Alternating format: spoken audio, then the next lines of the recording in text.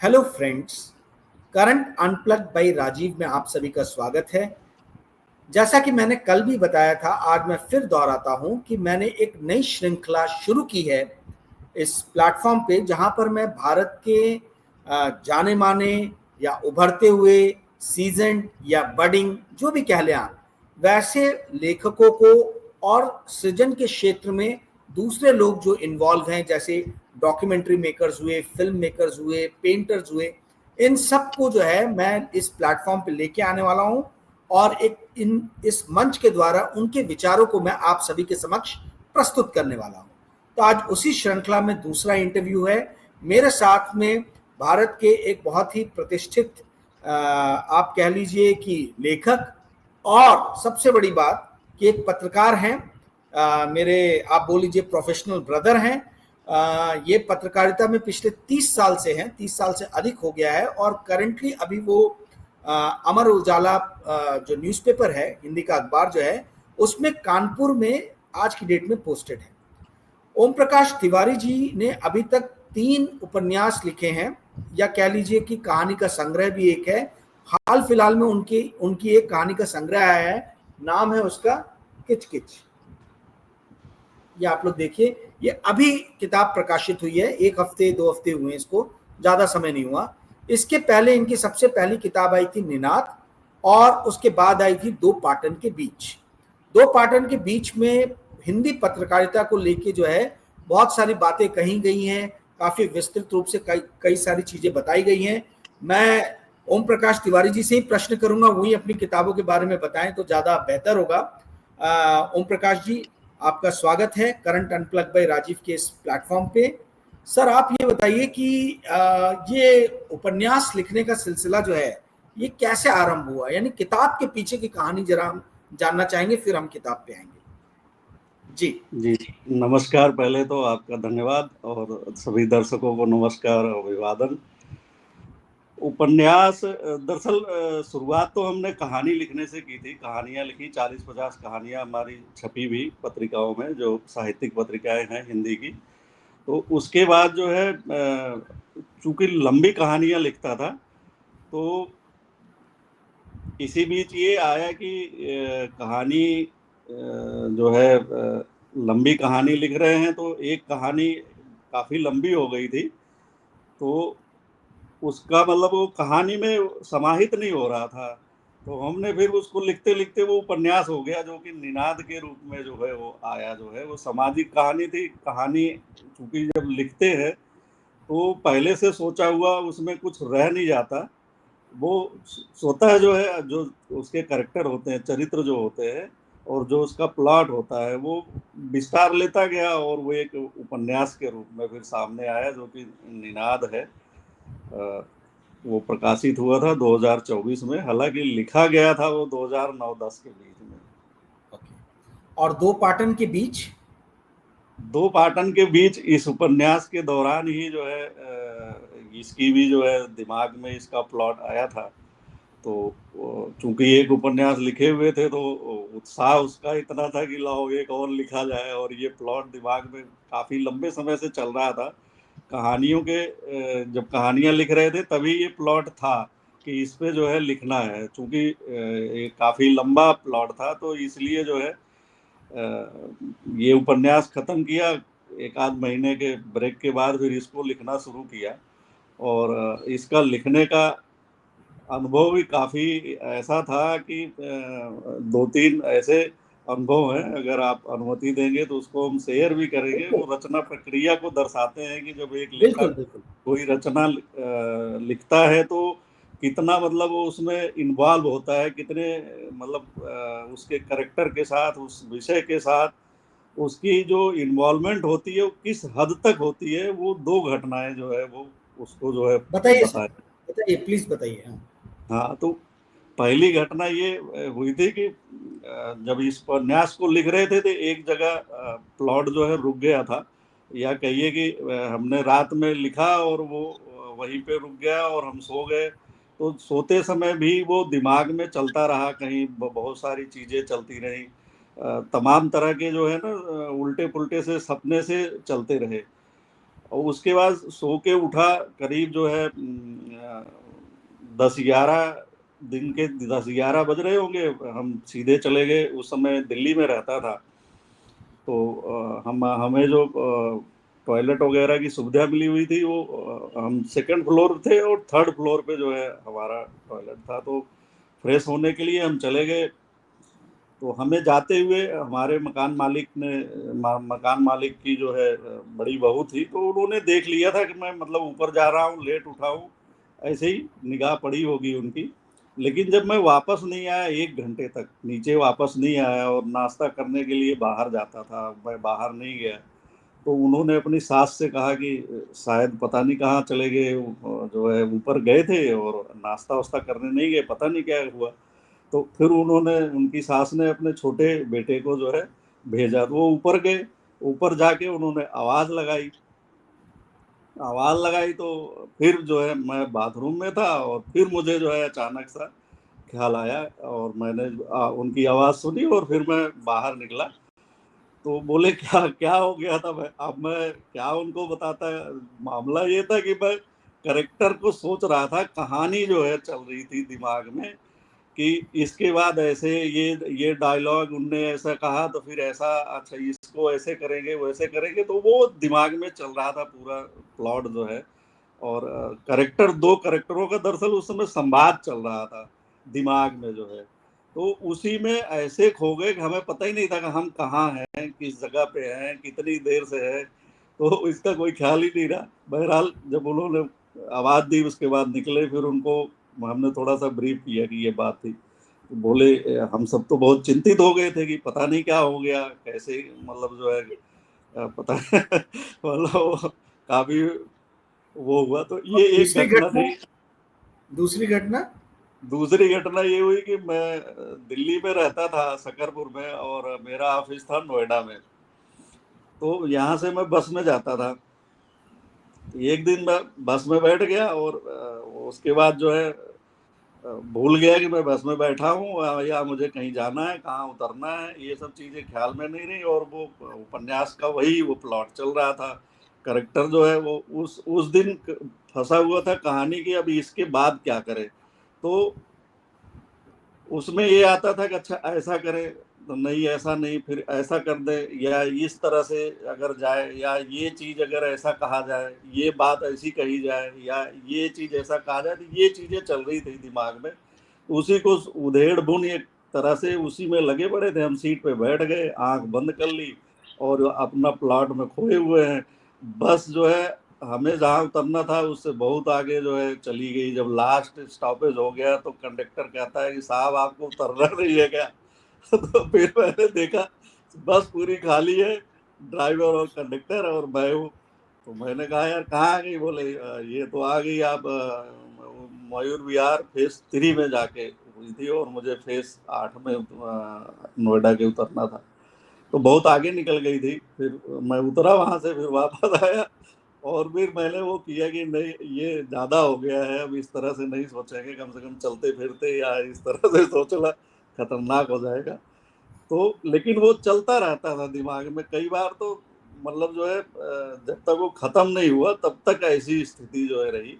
तो लिखने की जो प्रक्रिया होती है वो मैं ये कहना चाह रहा हूँ कि वो बहुत एक तरह से कह सकते हैं कि पेनफुल होती है। मतलब दर्द काफी लेना पड़ता है करेक्टर के साथ। हर करेक्टर का जो दर्द है, उसकी जो खुशी है, उसकी जो गम है, उसकी सारी चीजें जो है एक लेखक को झेलना पड़ता है, उस तरीके से सहन करना तो पड़ता है। साहब की बातों को मैं थोड़ा सिंप्लीफाई करके बता दूं कि ओम प्रकाश जी कह रहे हैं कि जब आप कोई सृजन का काम या लेखन का काम करते हैं तो आपको उसके जो पात्र हैं उनके अनुभूतियों को खुद महसूस करना पड़ता है। आपको जो है वो क्या सोच रहे हैं या आपको सोचना पड़ता है, तभी आप जाके पूरी तरीके से जस्टिफाई कर पाते हो उस कैरेक्टर के इमेज को बिल्ड करने में, स्टोरी के प्लॉट को डेवलप करने में। तो वो अनुभूतियां जो हैं, वो महसूस करने की जो क्षमता, जो शक्ति है, वो बहुत इंपॉर्टेंट है किसी भी राइटर के लिए, जो तिवारी जी ने अपने इस 2 घटनाओं के माध्यम से बताया। ओम प्रकाश जी मुझे ये बताइए कि जो पहला आपका उपन्यास था निनाद, उसमें बेसिकली जो कैरेक्टर्स हैं, जो पात्र हैं, उन वो कैसे आपने बिल्ड किए, कैसे वो कहानी प्लॉट बाय प्लॉट डेवलप की? क्योंकि आपने बताया कि उसमें वो 2019 में हालांकि लिखी गई थी और छपी 2024 में, राइट? तो जी जी। जो कैरेक्टर 2019 में या 18 में जो भी सोचे गए थे, 2020 में कोरोना आया और दुनिया पूरी चेंज होगी, लगभग चेंज होगी। आज हम लोग जो वर्चुअल बात भी कर रहे हैं, ये समझ लीजिए कोरोना की देन है। ना कोविड आता और ना इतना ज्यादा जो है ये ऑनलाइन वर्ल्ड होता। तो मैं ये समझना चाह रहा हूं कि जब ये किताब छपी और जब आपने किताब लिखी थी, तो जो पात्र आपने डेवलप किए थे, जो प्लॉट बिल्ड किया था, क्या वो उसको जस्टिफाई करते हैं? पहली चीज। दूसरी चीज, ये कैरेक्टर्स का आपके दिमाग में ये कहानी का प्लॉट जो है, ये कैसे आया और कैसे आप इसको आगे लिखते गए? कितना समय लिया आपने ये निनाद को पूरा खत्म करने में, समाप्त करने में? बड़ा अच्छा सवाल है। पूरी रचना प्रक्रिया को जो है ये समझने में जो है वो होगा। इसके जो करेक्टर है वो कह सकते हैं कि एकदम यथार्थ है, रियलिस्टिक है एकदम, जो है वो समाज से लिए गए करेक्टर हैं। जो इतने चरित्र हैं वो समाज से लिए गए हैं। लेकिन केंद्र में एक दो करेक्टर हैं जो मतलब मेरे आसपास ही थे और आसपास के मतलब अभी भी हैं वो। लेकिन होता क्या है कि बहुत सारे अनुभवों को उनके साथ एक करेक्टर में डालते हैं। जैसे एक करेक्टर में 8-10 लोगों के अनुभव को एक उसमें उसको पिरोया गया है। तो वो तब भी वैसे ही था, वो स्थिति तब भी वैसे ही थी, अभी भी है। और मुझे लगता है कि जब तक इस तरह की व्यवस्था रहेगी, आगे भी ये वो हालात ऐसे ही बने रहेंगे। दरअसल वो सूदखोरी पर बेसिक है एक। और जो हमारी जातीय संरचना है, जो हिंदू मैथोलॉजी की जो जातीय संरचना है, उस पे बेस्ड है वो। तो उसमें सामाजिक जो स्थितियां हैं, जाति का जो समीकरण है, जो उसमें है ना, ऊंच नीच और ये तमाम तरह की जो चीजें हैं वो है। और बेसिक है सूदखोरी कि अभी भी आप देखिए कि बैंक से ब्याज पे जो लोन लेते हैं, और जो एक महाजन साहूकार से लोन ले लेता है गांव का कोई आदमी, या जरूरत पड़ने पे ले लेता है, तो वो पूरी उम्र तो छोड़िए, उसकी आने वाली पीढ़ियां भी नहीं चुका पाती, और एक तरीके से बधुआ मजदूरी करता है वो। ये पहले भी था, अभी भी है।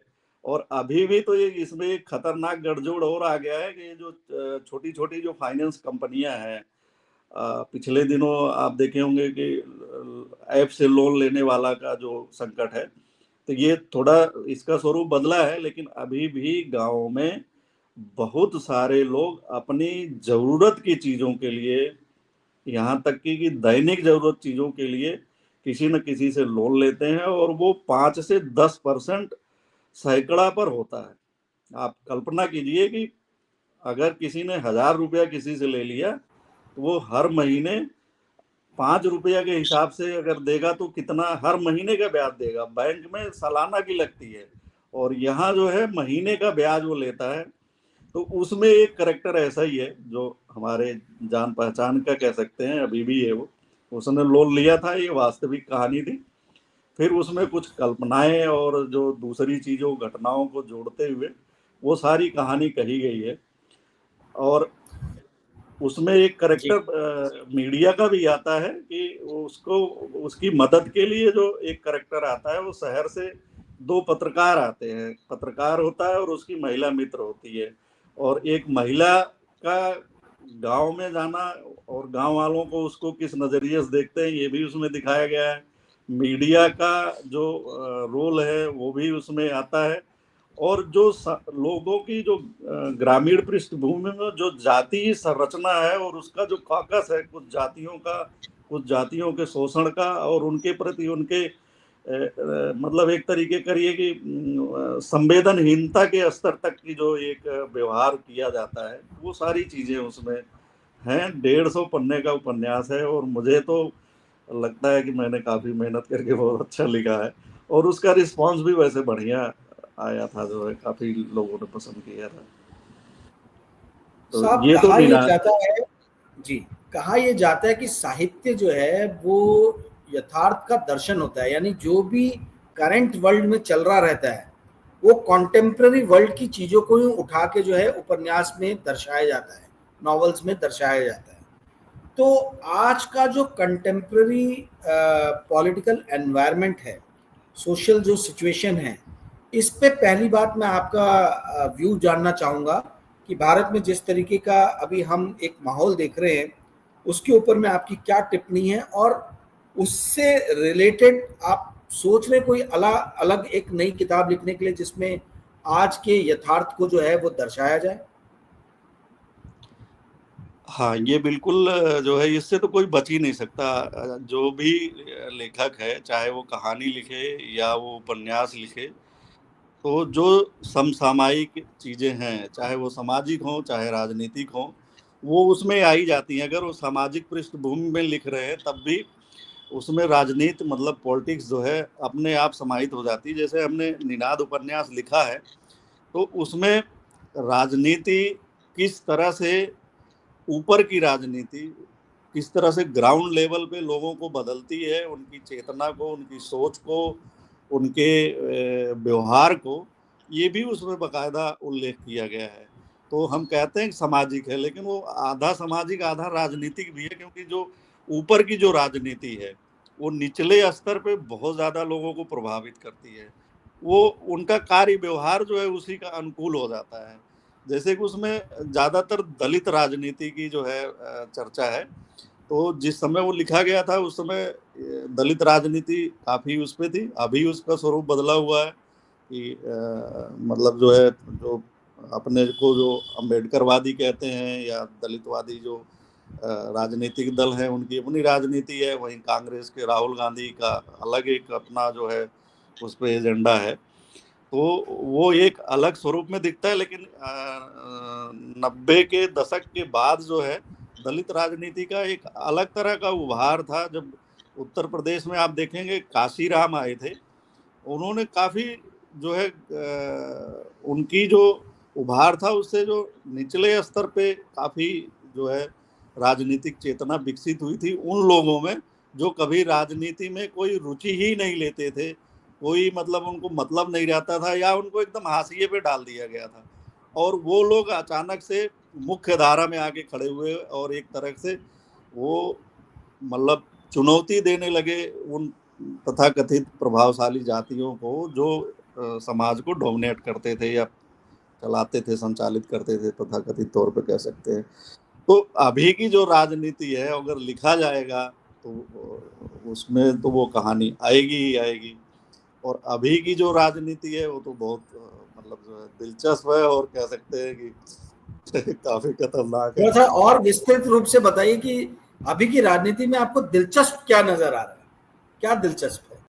एज ए लेखक, एज ए जर्नलिस्ट, मैं ये जानना चाहता हूँ, समझना चाहता हूँ आपसे कि अभी की राजनीति में दिलचस्प बात क्या है और 1990 की राजनीति से अलग कैसे है? अभी की राजनीति जो है नैतिक विहीन है। इसमें जो एक राजनीति की जो मूल्य होना चाहिए, जो नैतिकता होनी चाहिए, वो बिल्कुल नहीं है। और झूठ और गपबाजी, फर्जीवाड़ा, ये सब जो है इसमें चल रहे हैं। और मेरा अपना मानना है कि धर्म का राजनीति में इस्तेमाल कभी नहीं करना चाहिए। अगर धर्म का इस्तेमाल राजनीति में किया गया और उसके तहत सत्ता अगर किसी ने हासिल की, ये देश के लिए, समाज के लिए बहुत ही खतरनाक होता है। इससे ना तो देश का विकास होता है ना समाज का विकास होता है। समाज विभाजित होता है और देश बहुत पीछे चला जाता है। तो पिछले हम कहें आपको कि जो मेरी समझ है उसके अनुसार पिछले 10 सालों में देश की जो आर्थिक गतिविधि है या जो आर्थिक विकास है वो काफी पीछे हो गया है।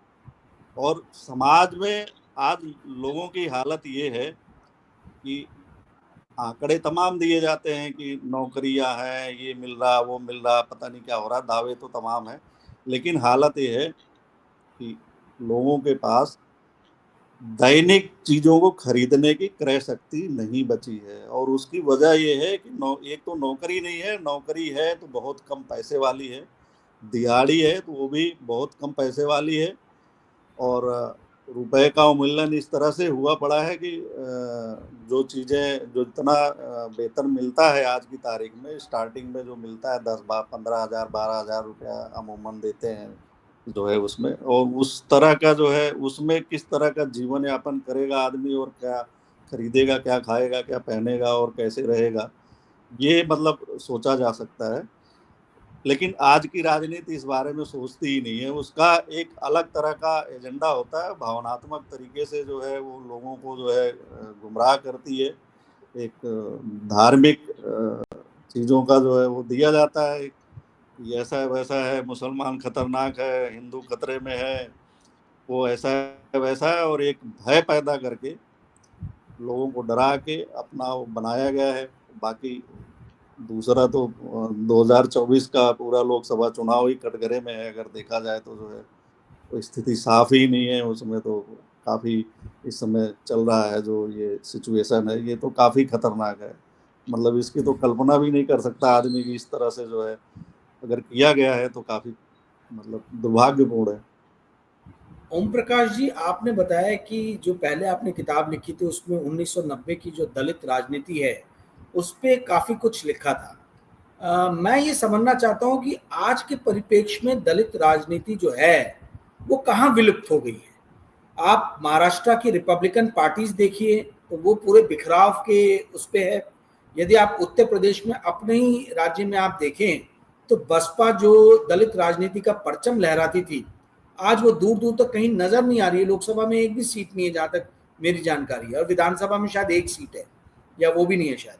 तो ये हाँ नहीं, दलित राजनीति का इतना बुरा हाल क्यों हो गया भारत में, जबकि दलितों की संख्या जो है वो लगभग एक चौथाई से एक तिहाई के बीच में इस देश की जनसंख्या की। तो इसके पीछे आप क्या कारण मानते हैं?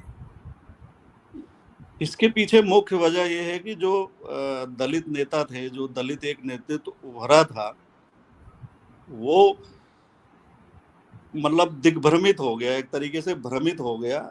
वो थोड़ी सी उसको सत्ता मिली, कुछ दिनों के लिए मिली, वो उसी को मुझे लगता है कि पर्याप्त समझ लिया, और उसमें तमाम तरह की गड़बड़ियां की गई, भ्रष्टाचार के आरोप लगे। कुछ सही भी हो सकते हैं, कुछ गलत भी हो सकते हैं, जो कि जैसा कि राजनीति में होता है। लेकिन उसका दबाव ऐसा पड़ा, ये पूरा जो दलित नेतृत्व है, जो कह सकते हैं जो दलित नेता है, जैसे उत्तर प्रदेश में जो मायावती है, इनको ये माना जाता है कि ये खामोश रहे इसलिए हो गई कि बीजेपी को सपोर्ट करती हैं, और इनके ऊपर तमाम तरह के आरोप हैं भ्रष्टाचार वाले, तो उसको बचने के लिए ये सत्ता के साथ आ गए एक तरीके से। पर उतना प्रत्यक्ष दिखता नहीं है, लेकिन महाराष्ट्र में तो वो आठ वाले वगैरह ये सब तो पूरे सत्ता के साथ ही है। वो सब देख ही रहे हैं कि उनका क्या है क्या नहीं है। तो इनको अपना निजी हित ज्यादा जो है बेहतर लगा, और इन्होंने अपने समाज को छोड़ दिया, और उसका नतीजा ये हुआ कि इनका समाज जो है, जो दलित समाज है, इनका जो कोर वोटर था, एक समय कहा जाता था कि वो हाथी के अलावा और कहीं मतलब कोई बटन नहीं दबाएगा या मुहर नहीं लगाएगा। आज की हालत में, आज के दिन में या पिछले चुनाव में वो दूसरी जगहों पे शिफ्ट हुआ है, और पहले तो जो है वो भाजपा की तरफ ही शिफ्ट हो गए सारे जो है, और इधर जो है वो थोड़ा सा कांग्रेस और दूसरी पार्टियों की तरफ जो है उनका वो है। और पूरा दलित जो समुदाय है वो अपने नेतृत्व से निराश है, क्योंकि इन लोगों की जो कार्य प्रणाली है, जो जिस तरह से इन्होंने राजनीति की, उससे उनमें काफी हताशा है, निराशा है। जो मतलब राजनीतिक चेतना काशीराम ने उत्तर प्रदेश में विकसित की थी, दलित चेतना जो विकसित की थी, और लोगों में जो जोश और उत्साह था, आज वो दिखता नहीं है। आज वो धार्मिक नारे लगाने लग गए हैं, और तो जबकि जी, मतलब काशीराम ने ये चेतना नहीं उनको दी थी। और अगर दर्शकों ये की समझने जी दर्शकों के समझने के लिए मैं बता दूं कि ओम प्रकाश जी ये कह रहे हैं कि जो टॉप लेवल का जो पॉलिटिकल लीडरशिप कह लीजिए दलित राजनीति की उत्तर प्रदेश में, वो कहीं दिग्भ्रमित हो गई और वो लोग कहीं अपने उद्देश्य से जो है वो भटक गए, सत्ता के सुख में, सत्ता के मोह माया में जो है उनके ज्ञान के चक्षु जो थे वो बंद हो गए, ऐसा आप मान लीजिए। और इस कारण से जो है दलित राजनीति वीक यानी कमजोर होती चली गई उत्तर प्रदेश में। मैं आपको महाराष्ट्र का उदाहरण देता हूं। महाराष्ट्र में 3 रिपब्लिकन पार्टी जो थी बहुत स्ट्रांग थी। ये रिपब्लिकन पार्टी 3 हिस्सों में टूटी, जहां तक मेरी जानकारी है, और भी हिस्से हुए होंगे शायद। एक टूटा अठावले गुट, दूसरा गुट बना रासू गवई जी का, और तीसरा गुट बना प्रोफेसर जोगेंद्र कवाड़े का। अब ये तीनों के तीनों गुट जो हैं इनडायरेक्टली 2004 से 14 के बीच में कांग्रेस को समर्थन कर रहे थे। जी, तीनों के तीनों। और 2014 के बाद में, हाँ, प्रकाश अंबेडकर भी है, राइट, प्रकाश अंबेडकर। तो 4 अलग अलग हिस्सों में टूटी। अब 2014 के पहले इनमें से अधिकतर लोग जो थे वो कांग्रेस के साथ में थे, और 2014 के बाद मैं देख रहा हूं कि अठावले जी तो खुल के सामने नजर आए। 2014 के इलेक्शन में जोगेंद्र कवाड़े जी जो थे, प्रोफेसर जोगेंद्र कवाड़े, इनका ग्रुप कांग्रेस के साथ नजर आ रहा था, परंतु अब वो भाजपा की झोली में बैठा हुआ है। और अभी 3 दिन पुरानी मैं बात बताता हूं, प्रोफेसर जोगेंद्र कवाड़े को यहां दलितों का एक साहित्य सम्मेलन हुआ था, उसमें वो बोलने गए, उनको बोलने नहीं दिया गया। लोगों ने इतनी हूटिंग की, क्योंकि लोगों का मानना है कि भाजपा की तरफ से बैटिंग कर रहे हैं। ऐसी रासू गवई जी के जो सुपुत्र हैं वो आज भारत के चीफ जस्टिस ऑफ इंडिया है, ठीक है। तो गवई साहब जो हैं, मतलब वो कांग्रेस के साथ में थे, रासू गवई जी, और उनके बेटे जो हैं उनको हाईकोर्ट का जज जो है देवेंद्र फडणवीस जी, जहां तक मेरी जानकारी हो सकता है मैं गलत भी हूं, देवेंद्र फडणवीस जी जब सीएम बने तो इनको जो है सुप्रीम कोर्ट की तरफ जो है इनका पदार्पण हुआ। तो कहने का अर्थ है, और काफी सीनियर जर्नलिस्ट के ऊपर इनको तरजीह दी गई। आज जो है वो सुप्रीम कोर्ट के चीफ जस्टिस है। चौथे जो है प्रकाश अंबेडकर, उनके ऊपर में इल्जाम लगता है कि वो इनडायरेक्टली भारतीय जनता पार्टी के लिए बैटिंग करते हैं, और कांग्रेस के जहां भी कैंडिडेट खड़े होते हैं वहां पे ये अपने कैंडिडेट खड़े कर देते हैं, ताकि दलितों के वोट जो है वो कांग्रेस को ना जाए। इस तरीके से इल्जाम यहाँ पे लगाया जाता है, राजनीतिक पत्रकार बात करते हैं। तो कहने का अर्थ ये है कि रिपब्लिकन पार्टी की राजनीति जो है जहां दम वहां हम, ये जहां दम वहां हम वाली जो राजनीति जो रिपब्लिकन लोगों ने की है, इससे दलितों के बीच में बहुत ज्यादा निराशा छा गई है। और यही ओम प्रकाश जी ने अपनी बातचीत में उत्तर प्रदेश में भी उदाहरण दिया कि बहन मायावती जी का भी कुछ वैसा ही रुक रहा है। ओम प्रकाश जी, यही समाप्त करते हैं हम लोग। Thank you very much for coming to this platform. Thank you sir, thanks a lot. Bye.